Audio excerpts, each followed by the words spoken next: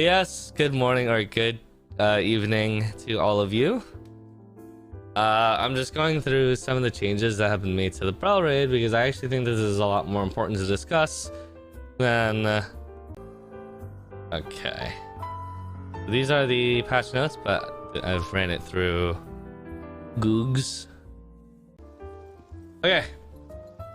First thing and foremost is that the prologue encounter where you walk through the big door and you fight Belshazzar before you fight the first gate can now be skipped entirely, and you can just teleport straight to the first gate. This is actually a very good thing, but I would really like it if there was a it would be very good if there was an achievement that gate gave that everyone needed in order to skip it. I think it would be a visual shame if first-time players could literally just skip it immediately. A little disappointing. In the first gate, they added more cues on what you need to do in the separated rooms of two. This is not really much of an issue. I think this part is fine. No issue with this. The rest of the stuff, on the other hand, is really questionable. They reduce the damage of the bosses and the environmental effects across the board, which is pretty disappointing because I thought the damage on it was fine. I mean, Gate 1 was pretty hectic, but it wasn't anything that was unmanageable. And they've also relaxed the difficulty on the time it takes to avoid the wipe patterns as well.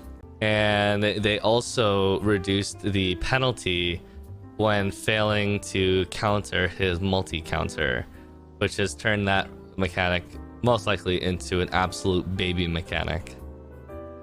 Which it was like the primary mechanic of the encounter, but now it's, I mean, it was already significantly nerfed in the normal mode when they made it so that you could recounter, but now on top of that, if you do somehow fuck it up, there's very little penalty for having done so. Yeah, and they also sped up the speed at which the Esther gauge recovers in it as well. And this also applies, like, they also made changes to hard mode as well, and also made hard mode easier as well. Or in Gate 2, they have reduced the damage of a bunch of attacks of the bosses, including Procol himself, which is the main theme of the second gate. Procol was a highly skill-intensive fight. Previously, that was very punishing if you didn't take the time to learn the encounter. And some attacks that he does that were straight up instant kills are no longer instant kills. Which is ridiculous to me. That is fucking ridiculous. In Gate 3, they've just reduced the damage the boss did, which I think is so stupid. Because even though some of the attacks did a lot of damage, yes, all of her attacks are quite well telegraphed. And so I think that is also quite the unnecessary change. I thought the attacks were very fair in Gate 3 specifically among the many gates in the Belshazzar raid. Getting 1 additional second for dealing with the shapes mechanic is also somewhat significant. That makes the most difficult mechanic in Gate 3 have a bit of leniency, or a bit more leniency than it did before, and I didn't really think that it needed it. And they also further reduced the difficulty of doing that pattern without Inanna as well. I don't quite understand this part, but It literally sounds like the 1 HP mechanic is no longer a raid wipe? What? So now she just restores HP based off of the number of spears that was failed. Holy. Not trying to be accusatory, but weren't you say you were sick of doing Brel? This does not make me any less sick of doing Brel. I'm sick of doing Brel because it's 6 gates long, not because it was hard or something like that. Reduce the difficulty. I don't know. I mean, this doesn't tell me a whole lot, but I can only imagine.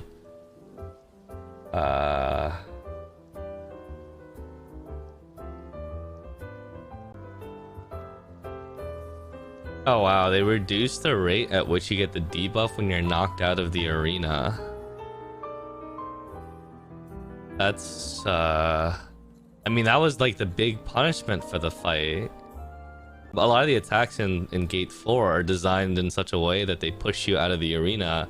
Then you gain a stacking debuff that the more of the stacks that you get, the more lethal it is. Like you take increasing damage. But they made it so that the rate in which you get the debuff is slower, and the amount of damage that you take from it is less. Okay, a couple of thoughts on this. The first thing is, this means that pugs are most likely stupid proof now, or close to stupid proof. Which is great, because it means you can just go and pug Brel pretty much stress-free and not really have to worry about anything. I mean, that's like the good side behind it. The bad side behind it is I feel like it's just, I don't know. I guess I feel slightly bitter because of like wanting people to experience, you know, the raid at the difficulty that I got to experience in, but now it's been nerfed 5-6 times, and it's just sad. The hard mode of Brel today is I don't know what to say. It's like fucking doing Vault and hard mode on release. Oh, well, not really. Easier than that. Yeah, it's like, I don't know about you think they nerfed it for E and NA? The thing is, no, I don't. I don't. I think, yes, as a byproduct, you guys are affected by this, but I think ultimately this came about because a lot of people in Korea were facing some raid fatigue and just really didn't want to do Brel. I've mentioned this previously, but Brel is the raid in Lost Ark where even if it's not necessarily very difficult, okay, let me take one step back first, okay? Let me take one step back. You guys know when I talk about difficulty, right? I'm talking about the average player and how they perceive difficulty. I don't speak of difficulty in the sense of what like a top level Hell Raider perceives difficulty, because the way that someone who's completely sweaty about Lost Ark perceives difficulty is very, very different than the way that your average player who is still going to this content perceives difficulty. Okay? When you go to Brel, there is a very decent chance when you're pugging that you pug with a complete stranger that has a decent chance of getting you killed. And I think a lot of people were generally just tired of this because Brel features a lot of mechanics where one person kills everybody else.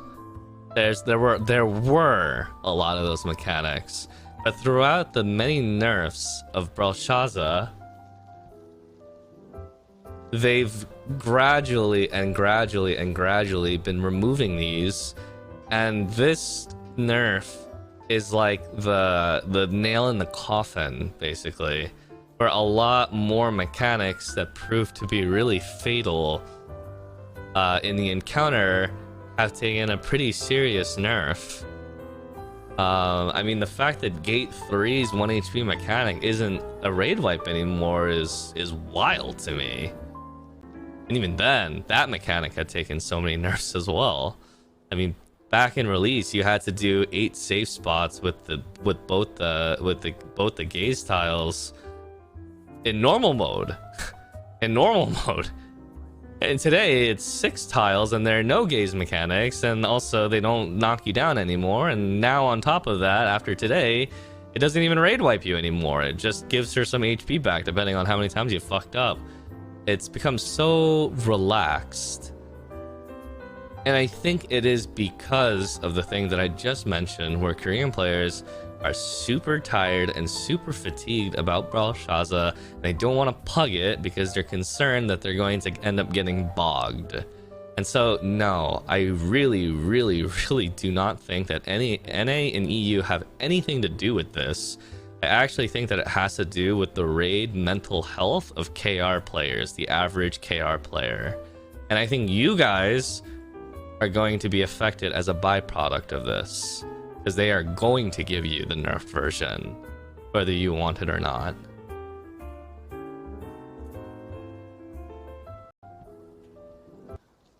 Okay.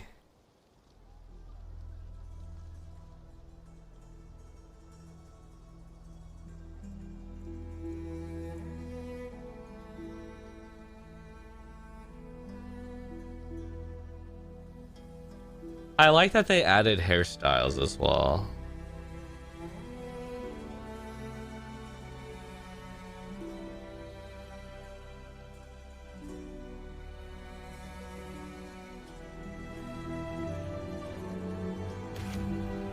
Yeah, they added 3 songs to the jukebox from the Witcher universe.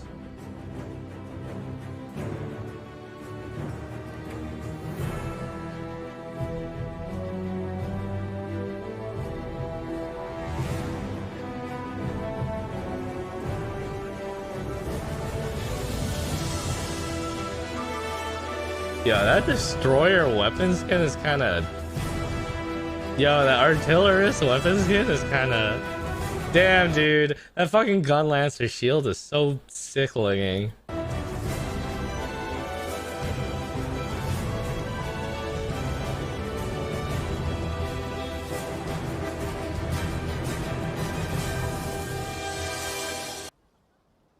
I saw people say that they hate how the skins look, and I'm just like... Okay, well, whatever. You just hate how The Witcher looks. It's a collab. Fucking get over it. And then this was given out to everybody for free in a promo code. Which I thought was pretty cool. Oh, we have Geralt-themed stickers? Pogu.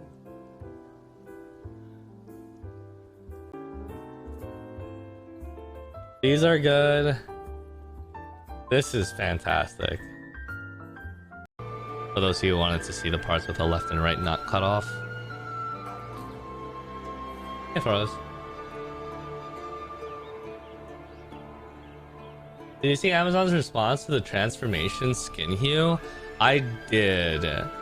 I suppose I could understand why they did that when I read their response.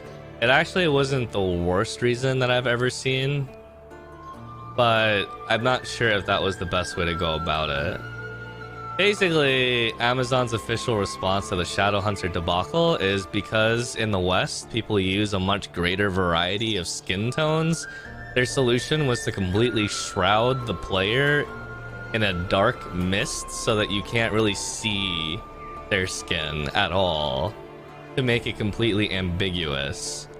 And while I understand the reasoning behind that, I don't think that was the best way to go about it. I think they should have found a way to make it so that the transformation actually uses the skin tone that players chose. In Korea, it makes the character pasty white, but as you guys know, in Korea, 99% of the female characters are indeed pasty white. And so it doesn't really affect. Yeah. While I understand their intent, I don't think their solution was the right way to go about it. It just struck me as a bit lazy. Was it AGS or Smilegate though? I think AGS probably brought up the concern regarding how the transformation would just turn the character pasty white, and Smilegate's band-aid solution was most likely that, instead of putting dev work into it.